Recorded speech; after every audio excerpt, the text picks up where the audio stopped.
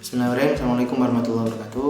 Alhamdulillahirrahmanirrahim. Wassalatu wassalamu ala asrafil anbiya'i wal mursalin wa ala alihi wa ashabihi ajma'in. Teman-teman, untuk mentoring kali ini kita akan bicara tentang fundamental bisnis yang terakhir, yaitu marketing, selling, and branding. Teman-teman, kalau kita bisnis, kita kan pasti pengen mendapatkan profit ya. Jadi tujuan dari bisnis itu adalah profit. Bukan hanya sekedar gaya-gayaan, bukan sekedar mendapatkan reputasi atau apapun, tapi reputasi misalnya, oh saya sudah punya bisnis nih, saya seorang entrepreneur, bukan itu. Yang paling utama, kita berbisnis adalah mendapatkan profit. Yang profit ini akan mendukung misi kita, personal mission, family mission, dan seterusnya. Jadi kalau kita bicara soal profit, maka kita akan bicara tentang reputasi sebenarnya. Karena orang membeli kepada kita itu sebenarnya bukan karena produk kita bagus, tapi bisa jadi karena seseorang membeli kepada apotek kita. Sebab ini, apotek atau produk obat di apotek sebenarnya kan ada di apotek lain, tapi kemudian mereka beli ke kita karena mereka menganggap kita memiliki reputasi yang baik di mata mereka. Nah, jadi reputasi ini akan memberikan nilai bisnis pada jangka panjang. Jadi kalau kita bicara marketing, selling, dan branding, marketing itu kita bicara tentang bagaimana agar bisnis kita itu diketahui, to know and make a preference, agar mereka mengerti kita lagi bisnis apotek dan mereka menjadikan apotek kita atau kita sebagai apoteker menjadi preference bagi mereka. Kalau saya nanti lagi sakit, kalau saya nanti butuh obat atau saya pengen nanya tentang obat, saya mau nanya ke Pak Arif lah, atau saya mau tanya ke apotek NBC. Contohnya begitu, make a preference. Jadi hanya agar mereka diketahui dengan berbagai macam teknik-teknik marketing. Yang kedua, teknik selling. Nah, selling ini tujuannya adalah untuk mendapatkan cash atau sebelumnya mendapatkan conviction, mendapatkan keyakinan agar pasien itu yakin memberikan uangnya itu kepada kita. Memberikan amanah uang ini yang akan ditukar berupa produk yang akan mereka gunakan. Mereka yakin toh, yakin untuk mendapatkan cash. Jadi tujuan dari selling itu adalah mendapatkan cash. Kita pakai kata-kata yang baik, secara adab ya, tidak boleh mengunggulkan produk-produk kita dan tidak boleh menjelek-jelekan produk orang lain. Itu bagian adab dari penjualan. Ada proses khiyar, proses tawar-menawar, proses-proses yang seperti itu. Proses khiyar kalau di apotek gimana? Kita tentukan ada label harga. Jadi sebenarnya gini, kalau kita mau ikut cara Rasulullah SAW dengan metode khiyar, kita buat di apotek kita itu ada label harganya. Itulah khiyar. Produk ini saya jual dengan harga 15.000. Kalau Anda mau ya itu khiyarnya. Itu juga termasuk khiyar, teman-teman. Dan kalau sudah dipegang ini ya adabnya begitu memang. Ini salah satu contoh bagaimana kita membangun value, membangun proses selling itu tidak hanya sekedar kita jualan terus menggunakan berbagai macam teknik hipnosis agar dia beli lebih banyak, beli lebih sering, nggak cuma itu sebenarnya. Karena yang terakhir setelah marketing, selling, kita bicara soal branding. Nah, branding ini adalah bagaimana mendapatkan betul-betul business reputation atau reputasi bisnis. Dan reputasi bisnis ini sebenarnya adalah profit jangka panjang.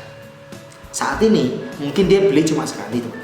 Tapi nanti kalau kita belajar geometrical marketing yang nanti akan disampaikan di video berikutnya, saya belajar dari Pak Laksita Utama Suhud. Geometrical marketing itu bicara soal reputasi. Geometrical marketing itu yang akan melipat gandakan keuntungan kita di masa yang akan datang. Itu kalau kita bicara tentang reputasi bisnis. Kalau tadi di video sebelumnya saya bicara soal happy customer yang memberikan nilai marketing paling besar bagi produk kita, maka branding atau business reputation ini akan membuat bisnis kita akan ada secara berkesinambungan. Tidak perlu khawatir akan adanya kompetitor. Sebab apa? Yang kita menangkan bukan lagi pikiran, bukan lagi harga, bukan lagi mata mereka dengan packaging yang menarik, bukan. Tapi yang kita menangkan di customer adalah hati mereka. Branding memenangkan hati mereka, hati customer kita, karena kita membangun reputasi yang baik.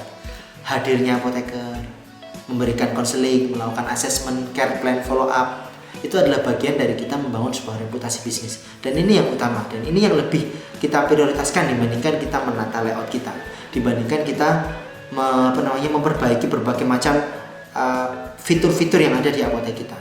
Ini benefit yang utama. Ini memang kalau kita bicara soal apotek sebagai tempat praktik apoteker, maka proses branding terbaik ya memang harus ada apotekernya. Apotekernya pakai jas apoteker sehingga bisa dikenali dibandingkan dengan karyawan yang lain. Ini bagian dari kita membangun sebuah reputasi. Dengan begitu, marketing, selling, dan branding bisa optimal. dan kita bisa melaksanakan proses-proses yang lain itu dengan lebih baik. Inilah fundamental bisnis yang terakhir dari 9 tadi yang telah saya sampaikan. Dan ini memang sebaiknya urut teman-teman. Yang pertama itu kita bicara soal visi, alasan kehadiran kita. Yang kemudian kita bicara soal visi, apotek ini mau gimana nih ke depan.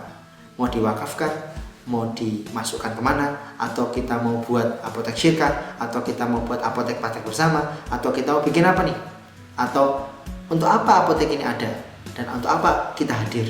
Lalu kita bangun value yang akan kita bangun di apotek kita apa. Kalau di apotek NH misalnya, value kami yang kita bangun adalah tentang obat-obat kombinasi. Kami melakukan assessment, care plan, dan follow up. Obat-obat itu kami sesuaikan sesuai dengan kebutuhan pasien. Nah, si care plan-nya ini saya buat riwayat pengobatannya bagaimana, alergi sebelumnya seperti apa, tanda vitalnya seperti apa kami periksa. Nah, itu menjadi dasar kami menentukan obat-obat yang akan kami gunakan sebagai kombinasi terapi awal suami medikasi. Kalau berat, kami angkat tangan, kami anjurkan, kami beri surat hasil wawancara kami untuk dibawa dia kepada dokter.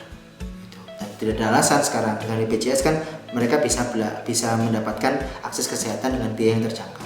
Dan terakhir, value kami adalah melaksanakan dokumentasi terapi serta melaksanakan follow up bagi pasien telah menjalani terapi di apotek kami.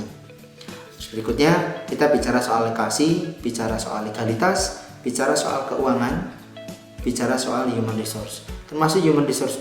Bagaimana kita mendapatkan SDM yang baik kalau kita nggak bisa gaji dengan baik? Maka harus adil juga. Kita mendapatkan SDM yang baik ya harus dengan syarat gaji yang baik. Jadi jangan berharap kita mendapatkan SDM yang bagus kalau kita cuma memberikan penawaran gaji yang kecil. Mereka pasti milih pergi tempat lain yang lebih bagus, yang lebih memberikan janji pertumbuhan dan pertambahan bagi kedewasaan maupun finansial mereka. Berikutnya adalah setelah human resource kita bicara soal supply chain management, bicara soal kepuasan pelanggan.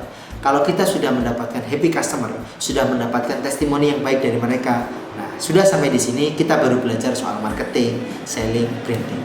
Marketing untuk meningkatkan akses pasar kita, selling untuk meningkatkan proses pembelian kita, mau cross-selling, hypno-selling, impulse buying dan sebagainya. Kita perbaiki layoutnya sehingga sellingnya akan lebih bagus. Kita perbaiki merchandisingnya, tata letaknya sehingga proses penjualannya akan lebih banyak, basket size-nya per transaksinya akan lebih bagus. Nah, itu kita baru bicara soal itu.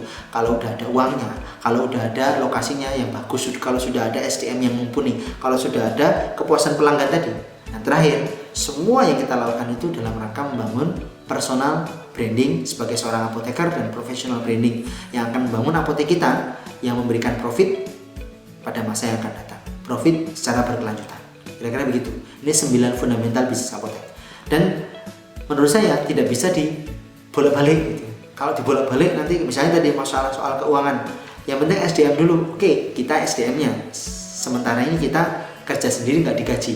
Tapi kalau nanti kita udah kerja dengan orang, kita hire apoteker pendamping, dia harus mendapatkan hasil yang bagus. Waktu saya berjanji pokoknya saya tahun kedua harus punya apoteker pendamping. Ya diusahakan bagaimana caranya kita pikir agar kita mendapatkan apoteker pendamping. Salah satunya kalau saya dengan praktek suami medikasi, saya buat inform consent dan seterusnya. Nah, kita akan bahas lebih banyak di video-video berikutnya. Terima kasih. Assalamualaikum warahmatullahi wabarakatuh.